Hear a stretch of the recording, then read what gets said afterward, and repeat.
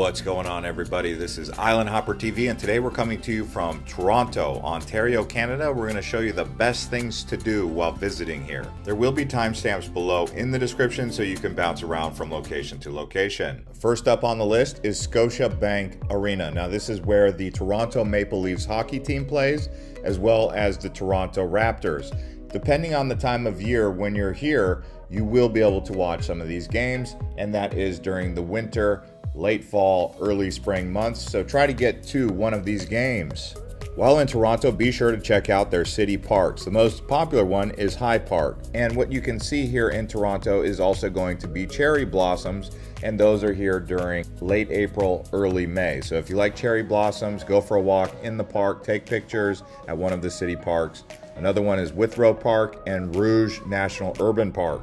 The best park to visit, though, year-round is going to be Riverdale Park, which is right along Broadview Avenue, where you can have a picnic. Next up is going to be go to Blue Jays games. The Blue Jays are very popular, and their stadium is right next to the CN Tower. Where they play is Rogers Center. The tickets are affordable, and nothing quite like taking in a summer baseball game up here in Toronto. And the good news is the roof is retractable, so if it's too hot, they will close the roof so you can stay cool. The next thing to do is get out on Lake Ontario, whether it's a water taxi or a ferry boat or a booze cruise. Just getting out on the water, definitely something to do, especially in the summertime. In the wintertime, you're going to see Lake Ontario is going to be frozen over, so take advantage. When that snow does melt, get out there on the water and check it out. Beautiful coastline. A water taxi ticket is around $10. Next up, we're headed over to Casa Loma. It's actually a Gothic style castle. It's a mansion, 7 floors high, so you can check this place out while in Midtown Toronto. Now here we are at the CN Tower, the former tallest building in the world, standing at 1,815 feet. You can actually go to the top of this. They also have a restaurant that takes 72 minutes to do a full rotation around. They also have the edge walk where you can actually brave the edge here. It looks like it's bungee jumping, but it's actually not. It's just basically leaning right out over the edge with a cord, with a guide. So if you wanted to do that, tickets range anywhere between $50 to $100 per person. From my experience, visiting the CN Tower is probably the #1 thing you'll want to do while in Toronto. Here we are at the Toronto Harbor Front, right along the shores of Lake Ontario. Here you'll find several different condo towers, parks, beaches, many different dining options, and breweries. Breweries are a really popular thing in Toronto, by the way. And then they have a nice life here right along Harborfront Center. Over the last 20 years, downtown Toronto has undergone a massive facelift and building boom, as you will see for those of you who haven't been here for a while. And the population is now over 6 million people, making it the largest city in Canada.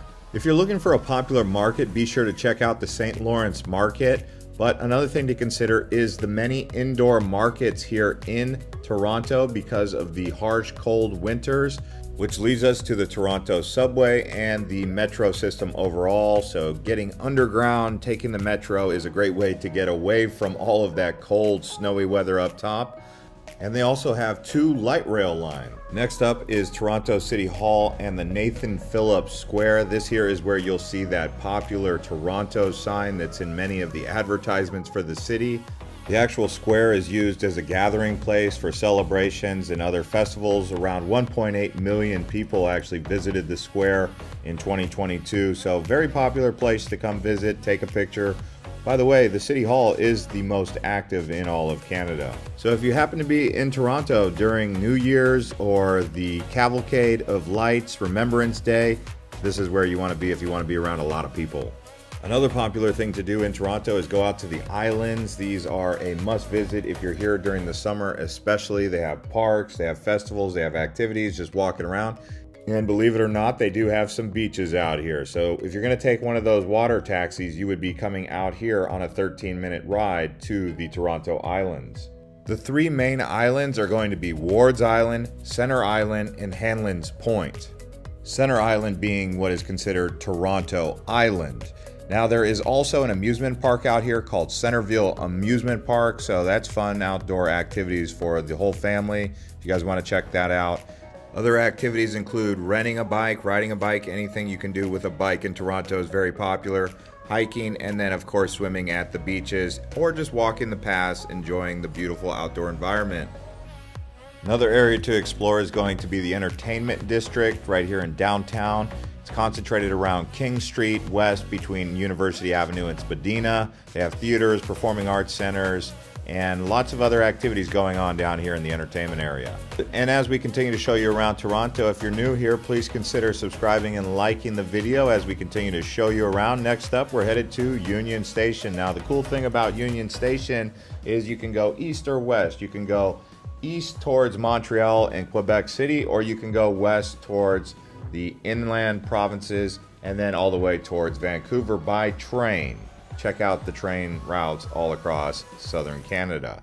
The rail network for the most part goes along the south, but you can go a bit north if you would like. The main rail system you want to check for passenger rail is going to be called Via Rail, and they actually have an app. You can download it.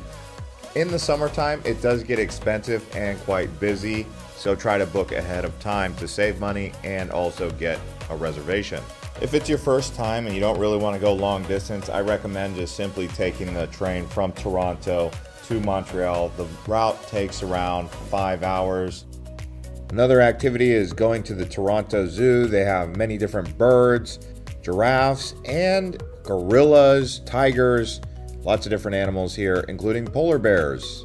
Next up is local food. That's going to include smoked meat sandwiches, barbecue, chicken. They've also got poutine, which is a famous French fry and chili kind of cheese. Then they have sushi pizza. They also have butter tarts. Tim Hortons coffee is very popular here, and a great diversity in international cuisine for you to enjoy while visiting Toronto. Next up is heading over to Chinatown, which is a very culturally rich area. They've got a diversity in food here in particular.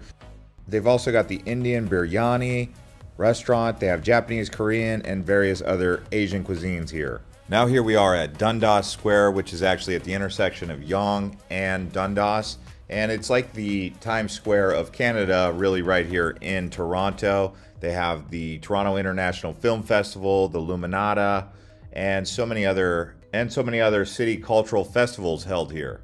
Really a fun, bustling area, and I would say this is probably number 2 or 3 on my list of top places that you should definitely consider visiting while here in Toronto, alongside the CN Tower and the Toronto Islands. Those are like the big 3. The square right now is called Dundas Square, named after Henry Dundas, a Scottish lawyer and politician. There is a conversation taking place to rename the area Lightfoot, so maybe when you see this, that might just be the name. Now we're headed 2 hours out of town to Niagara Falls. The Canadian side is considered the best side to view the falls, better than the American side. This is definitely a top thing to do in all of Canada, and certainly here in Toronto. If you guys can get down to the Niagara Falls, you probably won't regret it. It is quite the sight to see. The park and viewing area is open 365 days, and it is free. If you like museums, you should definitely consider checking out the Royal Ontario Museum, where they have 13 million pieces of art here. It ranks among the top 10 cultural institutions in North America and is Canada's largest and most comprehensive museum. Next up would be explore the many cathedrals here. They have the St. Andrew's Church, St. George's Greek Orthodox Church, Trinity St. Paul, St. Patrick's Catholic Church. So many different cathedrals for you to go inside and check out. The architecture and the stained glass is some of the best you'll find anywhere in North America.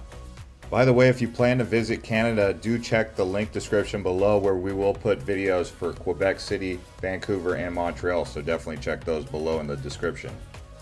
Next up is going to be the Distillery District. This is actually one of the oldest areas in Toronto, opened in 1832. You can go inside here and you'll see lots of different wine shops and people drinking and enjoying the outdoor environment with live music. Really a fun place to go on a weekend, on an evening, even during the week. You can still come down here and find some activity. But if you like to just hang out and lounge at these wine bars, just come down here to the Distillery.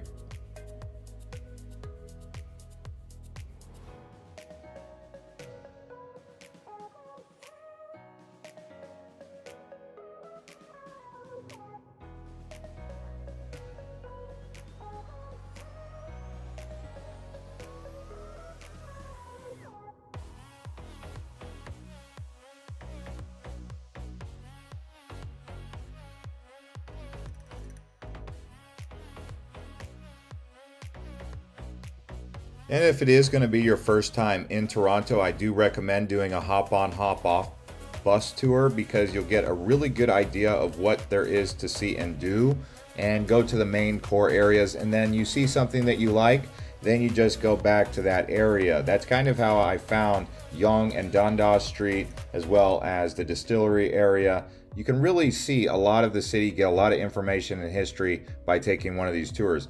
Hop on, hop off bus can be good in most areas, but in particular here in Toronto, I do recommend it. With that being said, that's going to conclude this episode of Island Hopper TV from Toronto. If you guys enjoyed this and you're coming to Canada, check out our Montreal and Quebec City guides, as well as our Vancouver video, and even Calgary. We'll put those below. Or you can just click right now and watch Montreal or Vancouver. See you on the next one. Thank you to all the subscribers and channel members who help make these videos possible.